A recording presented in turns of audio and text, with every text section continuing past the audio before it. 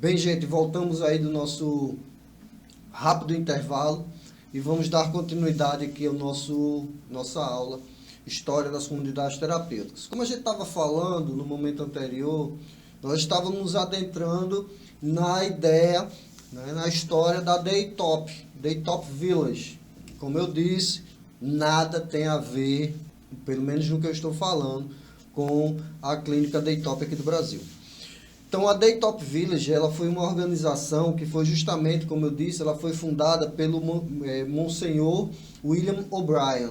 Ela foi fundada tanto nas cidades de Nova York quanto de Nova Jersey, e ela tinha justamente essa ideia inicial de atuar no tratamento da dependência química com pessoas em situação carcerária. Então, o Monsenhor, ele decidiu que a base de trabalho da Daytop Village seria justamente estar atuando aí com pessoas em situação de restrição de liberdade, e ele acabou que criou a Daytop.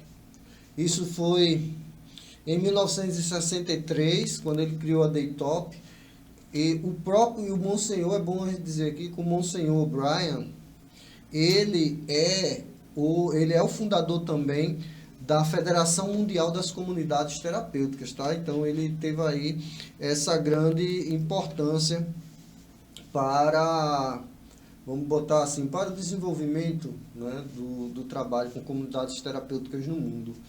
Inicialmente, a Daytop, ela trouxe as ideias, aquelas abordagens que era da Synanon, que era justamente a ideia de quê? Da terapia de ataque. Lembra que eu falei? Que o tratamento lá, a dinâmica do tratamento era justamente aquele confronto, né? Era confrontar sempre um ao outro, aquela coisa bem agressiva, com foco na mudança de comportamento. Então, acaba que a Daytop, ela entra também nesse mesmo ritmo de trabalhar o confronto, a terapia do ataque, como eles acabaram gerando essa nomenclatura depois, com o objetivo de promover a mudança de comportamento nas pessoas dentro do processo do trabalho com a dependência química. Mas, quando começaram os escândalos em relação à Synanon, como a Synanon começou a ser investigada, a Synanon começou a ser reconhecida pela mídia e pelo público americano como um dos mais perigosos cultos, né, mais perigosos e violentos cultos da América. Então, quando começou a ter essa má fama da Synanon, o que a Daytop fez? A Daytop começou a abandonar aquelas práticas, a terapia do confronto, né, que é justamente a questão da terapia do ataque, e buscou outras metodologias, outras abordagens para poder desenvolver aí o seu tratamento com o pessoal lá, o público que eles trabalhavam, que era justamente o pessoal que estava cumprindo pena, né? Infelizmente, muitas outras instituições, não seguiram o caminho da Daytop. Qual o caminho? O de abandonar as práticas da Synanon. A Synanon acabou sendo uma instituição que foi modelo, não positivamente, tá, gente? Estou dizendo que foi modelo porque era o que isso tinha para seguir naquela época. Então, a Synanon, ela foi modelo para centenas de outras comunidades terapêuticas espalhadas pelo mundo. E muitas delas acabaram seguindo o padrão da Synanon, e recentemente a gente até viu aí nos noticiários, aqui em Natal teve um caso, ouvimos outros casos Brasil afora, de comunidades terapêuticas que estavam ali agredindo os seus alunos, né, seus acolhidos, seus internos, seja lá como vocês chamam aí na cidade de vocês. E, inclusive, teve caso de espancamento, teve caso até de morte. Então, isso é um reflexo ainda daquele modelo ultrapassado, daquele modelo ultrajante, eu diria até que aquele modelo primitivo. Isso é um modelo primitivo. É inadmissível, inaceitável que ainda hoje existam comunidades terapêuticas que se dizem, né? Para mim não é uma comunidade terapêutica, tem ambientes voltados a maltratar, a torturar, né? A humilhar pessoas que estão ali com o único propósito de buscar ajuda, né? Então é triste saber que ainda possa existir lugares desse tipo. Então, assim, acabou que foi feito o abandono, né, dessas práticas humilhantes, as instituições abandonaram e novos programas, novas ideias foram surgindo e foram modificando essas práticas, né? Foram se transformando em comunidades terapêuticas, né? Comunidades emocionais, comunidades que realmente estavam ali para prestar um apoio digno, para trazer conforto mental, conforto físico para as pessoas que buscavam ajuda. Construíram-se ambientes mais seguros a partir desse trabalho ali com o modelo fracassado da Synanon, com o modelo misto da Daytop, que depois abandonou totalmente ali o modelo da Synanon, né? Então, conforme algumas pesquisas, aqui eu trouxe para vocês mais um pouco do Maxwell Jones, que ele fala assim: historicamente, as comunidades terapêuticas surgiram na década de 1950 com o propósito de tratamento da neurose de guerra em soldados ingleses a partir das observações clínicas do psiquiatra do exército inglês Maxwell Jones. Então você vê que quando surge, que Maxwell Jones ele lança lá o livro dele, Comunidade Terapêutica, quando surge a temática da comunidade terapêutica, ela surge sim a partir da luz da ciência, que era a psiquiatria. É aí que surgem as comunidades terapêuticas. No momento de dor, no momento de angústia, naquele momento de neurose daqueles homens que combateram numa guerra, e um cientista, psiquiatra, ele traz aí uma abordagem, ele faz surgir a necessidade do atendimento dessas pessoas, né? Então, isso foi muito bom. Então, essa foi um pouco da história das comunidades terapêuticas, partindo aí do modelo de Maxwell Jones, passando pelo modelo desumano e humilhante da Synanon, chegando ao modelo misto e depois mais humanizado da Daytop, e agora a gente adentra um pouco aqui na situação no Brasil. Como a gente tinha dito antes, né, aqui no Brasil as coisas vão começar a acontecer década de 60, década de 70. As comunidades terapêuticas que vêm surgindo no Brasil, elas são ligadas a grupos religiosos, sejam eles evangélicos, sejam eles católicos. Então são esses grupos que começam a estruturar, a fundar as primeiras casas de acolhimento do Brasil. Os modelos que são utilizados, né, como inspiração para fazer essas comunidades terapêuticas no Brasil, infelizmente a Synanon, que era o modelo que foi mais seguido, e posteriormente o modelo da própria Daytop Village, né? Então foram os modelos aí que foram seguidos. Definir qual foi a primeira comunidade terapêutica do Brasil é muito difícil, é muito polêmico. Pode um dizer que não foi essa, pode o outro dizer sim, foi essa daí, outro pode bater no peito e dizer foi a minha. Então, assim, é algo muito polêmico. Então, eu vou trazer o contexto histórico que foi estudado, tá? O contexto histórico que foi estudado.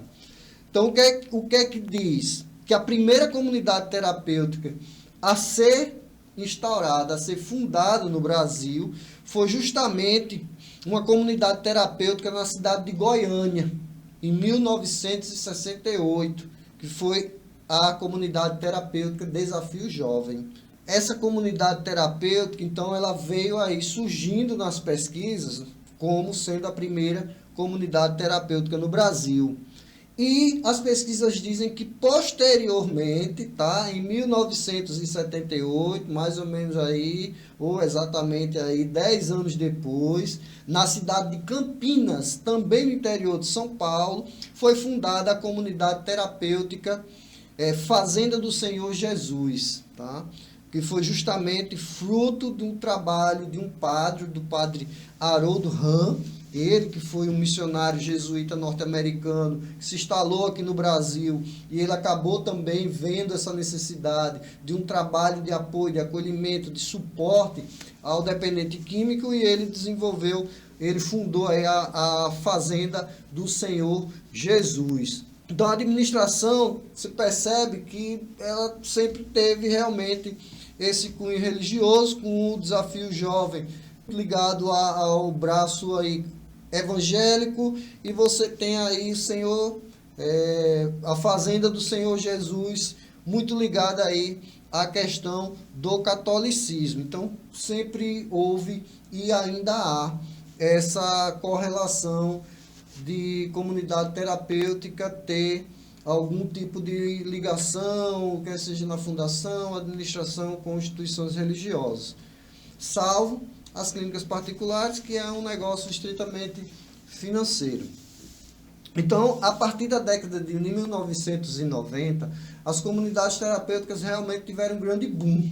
Elas começaram a se espalhar por todo o Brasil, o que obrigou praticamente o poder público a iniciar ali os trabalhos de construção de políticas públicas, né? Políticas públicas eficazes, que buscassem o tratamento da dependência química de forma humanizada, que buscasse trabalhar a inclusão socioprodutiva desses profissionais, que trabalhasse também com equipe técnicas qualificadas. Então começou a ter todo esse trabalho, e as comunidades terapêuticas se proliferaram aí por todo o Brasil a partir desse trabalho de alguns grupos religiosos.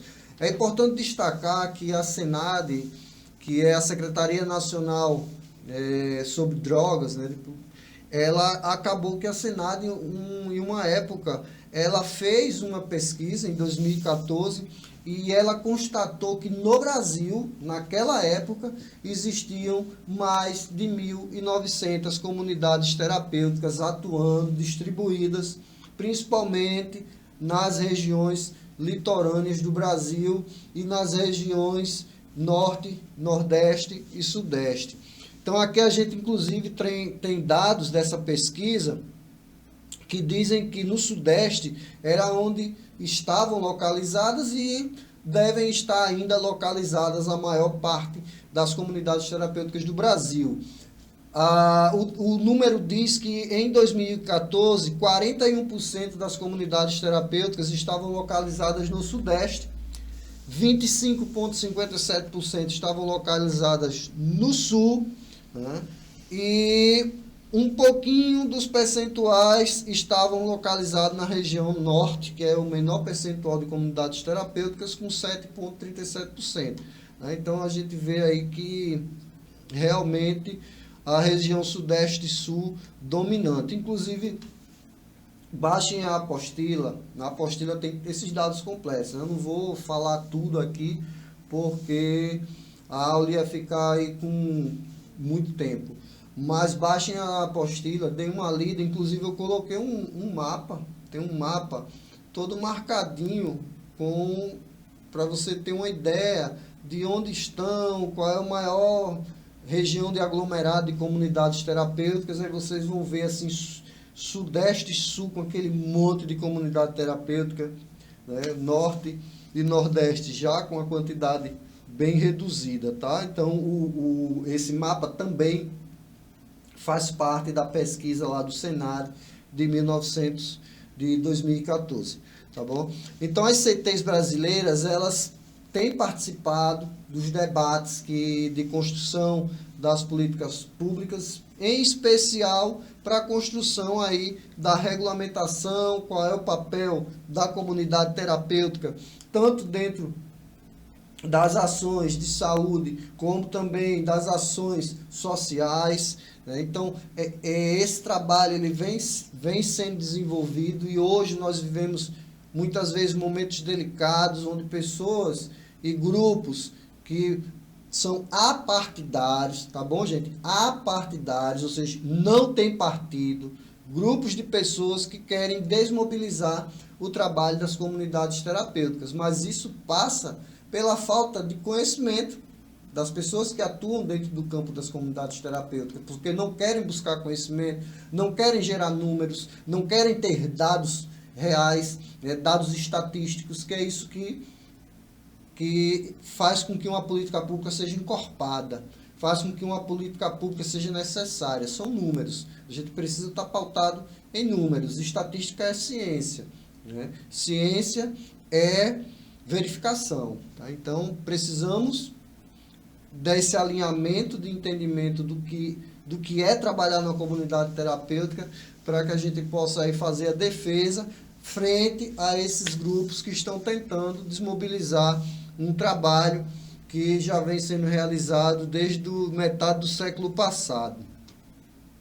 Então, houve essa expansão e vários estudos eles já destacam a necessidade de uma análise mais descritiva, de uma análise mais crítica das comunidades terapêuticas, principalmente um aprofundamento na participação em questões sociais e de saúde, principalmente no que se refere à sua expansão, ao processo de institucionalização de sujeitos e à relevância social. Isso aqui quem traz para a gente é Damas, 2013, né? Ele traz essa reflexão. Então, os estudos relacionados às comunidades terapêuticas são raros, né? São estudos assim, poucos.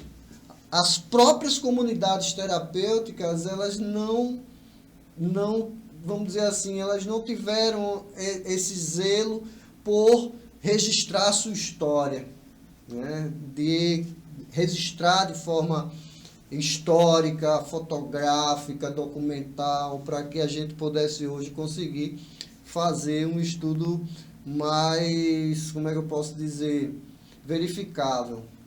O que se tem muito é de boca, e não se tem e pouco comprovação. Então acontece, né, que é difícil traçar uma linha do tempo em relação às comunidades terapêuticas. E a partir de muito esforço, a gente conseguiu mais ou menos chegar aqui, que em 1968, né, é estabelecida a primeira CT no Brasil, que foi o Desafio Jovem na cidade de Goiânia. 1978, seguindo uma linha do tempo, nós tivemos a Fazenda Senhor Jesus, que foi justamente fundada na cidade de Campinas, no interior de São Paulo.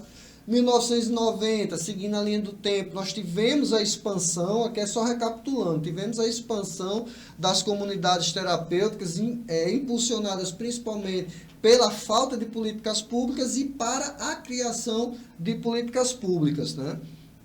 Em 98 nós tivemos um marco, que foi justamente a política antidroga, que incluiu, inclusive, em seus artigos e seus itens as comunidades terapêuticas. 2003 nós tivemos o processo das comunidades terapêuticas aí sendo citadas, né, com a instituição do Programa Nacional de Apoio à Atenção Integral e à Saúde do Usuário de Álcool e Outras Drogas, tá? 2010 iniciou-se o financiamento, né, que foi a implantação do CRAC É Possível Vencer. Então foi o primeiro modelo de trabalho assim voltado para a dependência química que recebeu financiamento. Na época, pelo menos 300 comunidades terapêuticas do Brasil receberam incentivo para atuar dentro do programa CRAC É Possível Vencer.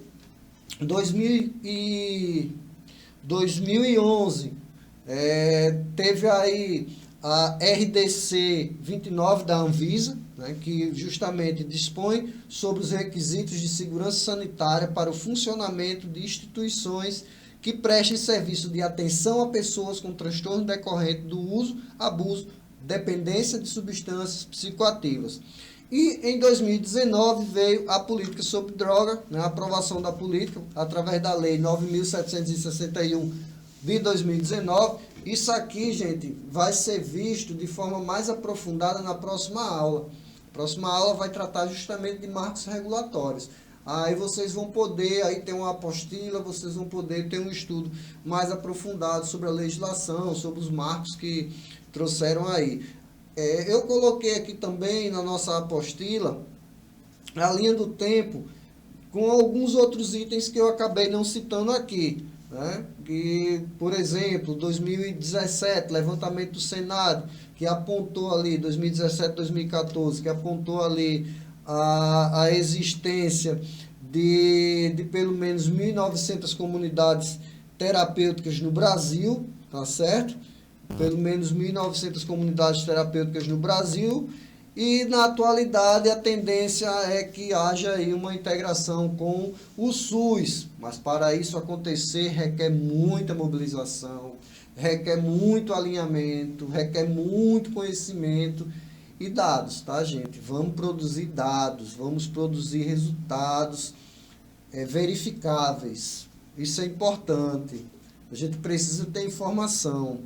Com informação, tem uma coisa que desde quando eu era adolescente que um professor meu dizia: conhecimento é poder. Então, se você detém o conhecimento de algo, você pode fazer coisas interessantes. Então, enquanto nós não tivermos em nossas mãos o conhecimento do que são as comunidades terapêuticas, de como está hoje, né? Se me perguntarem hoje, Everton, quantos acolhidos existem no Brasil? Eu não sei. Não sei, não tenho onde consultar. Eu não tenho como ligar para cada comunidade. Ei, tem quantas pessoas aí? Você está entendendo? A gente não tem um anuário. E o anuário é criar história. É registrar na história o que aconteceu durante aquele ano. E você conseguir ter uma base. Como é que foi no ano passado? Como foi esse ano? Subimos em número de acolhidos? Descemos? Como é que foi nosso índice de recuperação? Quantas pessoas nós conseguimos reinserir no mercado de trabalho? Quantas famílias elas foram atendidas durante o ano de 2000? Vamos falar no ano passado, 2024, tá? Quantas pessoas foram encaminhadas para o CAPS? Quantas pessoas o CAPS encaminhou para a gente? Você está entendendo? A gente não tem esses números. E isso é criar história, é registrar a história. O momento presente, quando for amanhã, ele já vai ser história, né? Então a gente precisa entrar aí nesse entendimento de que precisamos registrar as coisas, né? Então, relação com a saúde mental e a dependência química, as comunidades terapêuticas, elas acabaram representando assim, significando uma abordagem bem distinta do tratamento da dependência química, bem diferenciado dos modelos tradicionais psiquiátricos. Então a gente acabou aí adotando um modelo mais, vamos dizer assim, mais suave, mais soft, menos agressivo que as clínicas que trabalhavam aí com a internação, muitas vezes a internação compulsória de dependentes químicos, que infelizmente acabavam sendo medicados. A gente tem casos que são contados de manicômios que abrigavam essas pessoas como se fossem animais, né? E, por exemplo, acho que é Barbacena, depois vocês pesquisem aí na internet sobre o Hospital Psiquiátrico de Barbacena, que foi um dos epicentros como é que eu posso dizer, da reforma psiquiátrica no Brasil. Pesquisem, depois dêem uma olhada, assistam esse documentário, vocês vão se chocar como que era o tratamento de pessoas que tinham algum tipo de transtorno mental, entre eles o uso de álcool e outras drogas.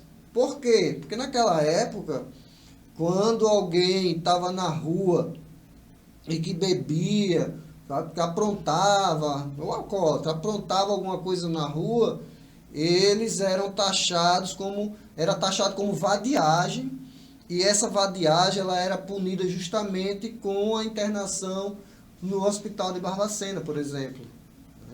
E essas pessoas chegavam lá, elas recebiam altas doses de medicamentos e ficavam como zumbis durante toda a sua vida. Então depois assistam, procurem, eu acho que é Hospital Psiquiátrico de Barbacena, alguma coisa desse tipo, mas vale muito a pena ver, né? Então houve as comunidades terapêuticas, então, elas surgem nesse momento aí de transição, de luta, porque a luta antimanicomial, na verdade, ela nunca para, né? Ela nunca para, porque, vez por outra, surgem aí algumas denúncias.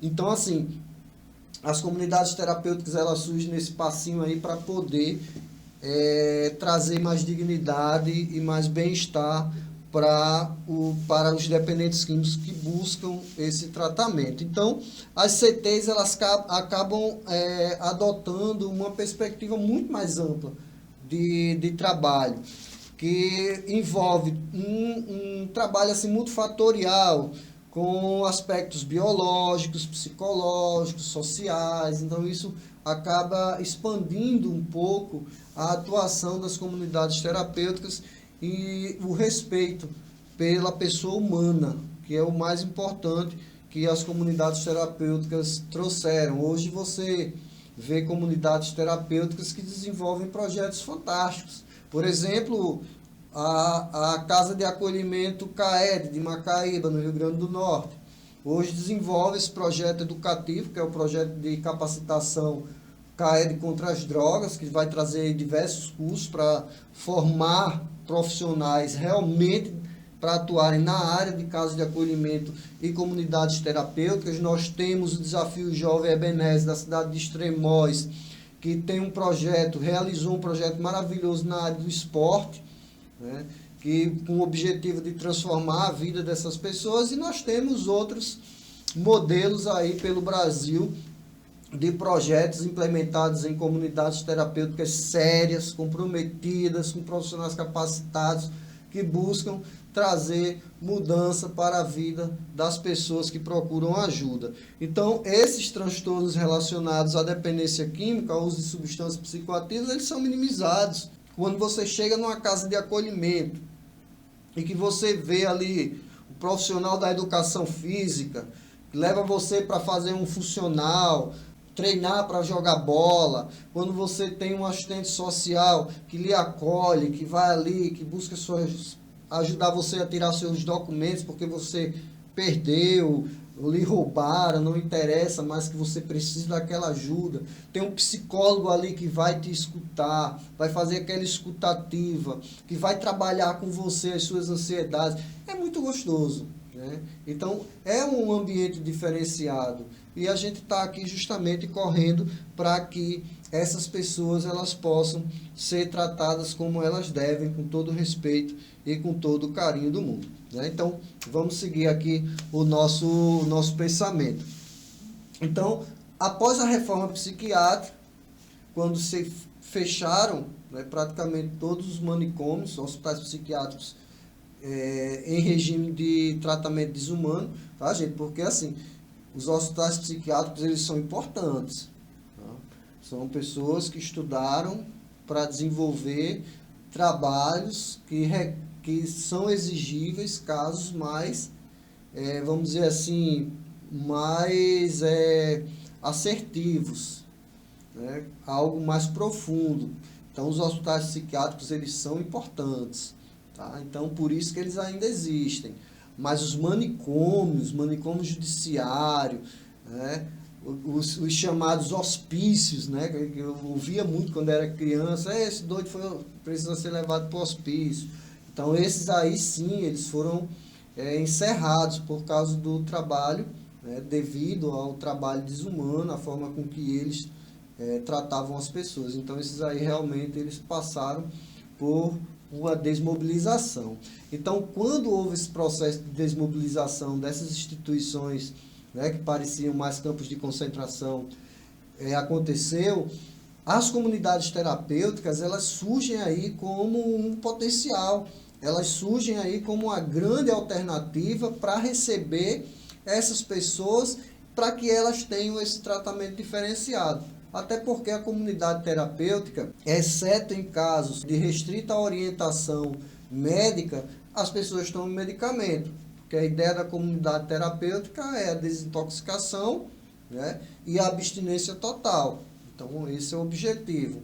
Em casos com a recomendação médica é que os acolhidos, eles acabam sim tomando uma medicação ou outra.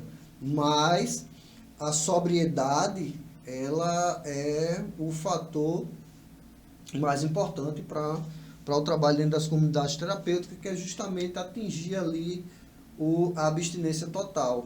E a pessoa ter realmente aquela consciência de si e voltar a ter uma vida normal, em família, em sociedade, em trabalho. Então, a comunidade terapêutica, ela surge aí, né? Então, acontecem avanços, algumas instituições, infelizmente, ainda hoje refletem algumas práticas manicomiais da época, que o que necessita sim de avaliação, a gente precisa de fiscalização. Nós precisamos começar a nos fiscalizar. Né?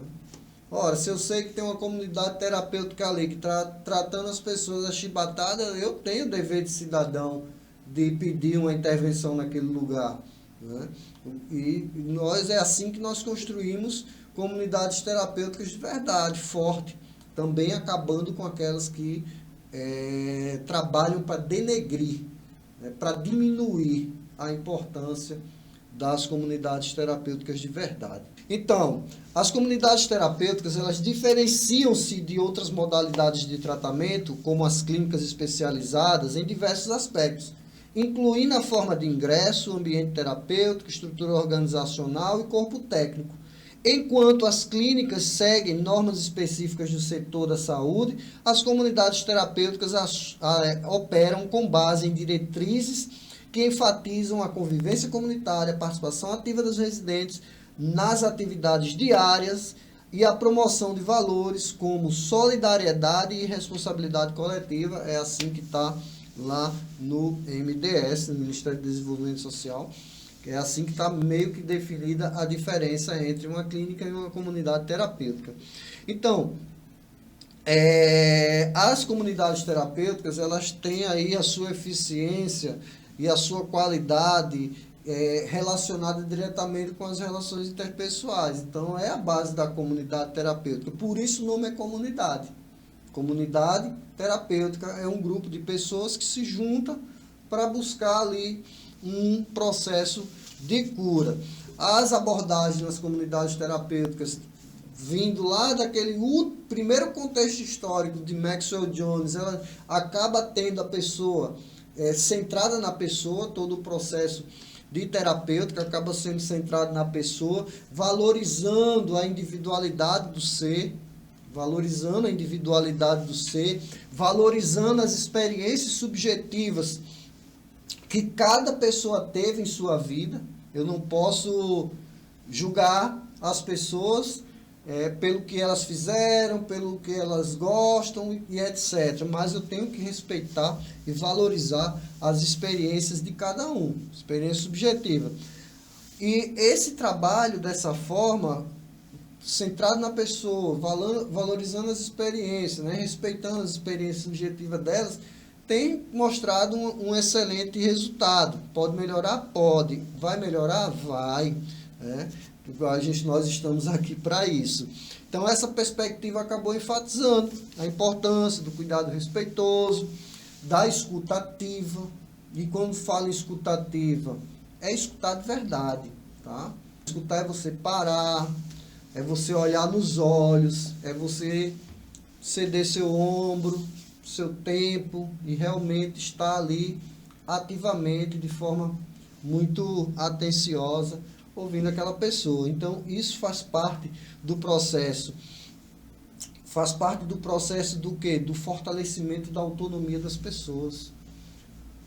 Vamos lembrar que todo cidadão, inclusive dentro das políticas de saúde pública, né, dos princípios do SUS, todo cidadão tem o direito de não querer ser tratado. Tá certo?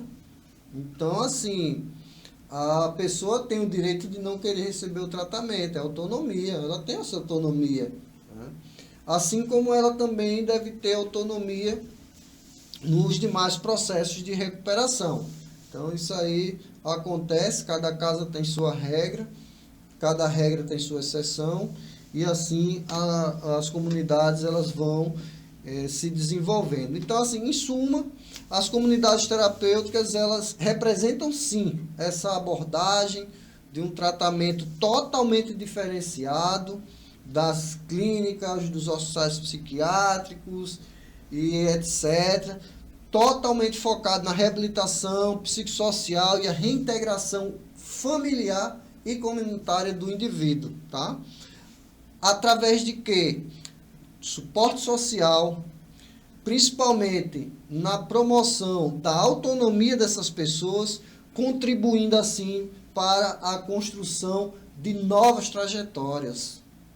Porque quem vem buscar uma comunidade terapêutica, ela vem na situação de dificuldade. Então, é a oportunidade de criar, de desenhar novos caminhos. Então, a gente teve vários pensadores que contribuíram, de certa forma, para a construção dos modelos de comunidade terapêutica. Eu diria até assim, personagens que contribuíram significativamente para o avanço desse trabalho. E a gente vai acompanhar logo em seguida, depois desse nosso intervalo, para a gente tomar aquela água, ir ao banheiro e a gente já volta.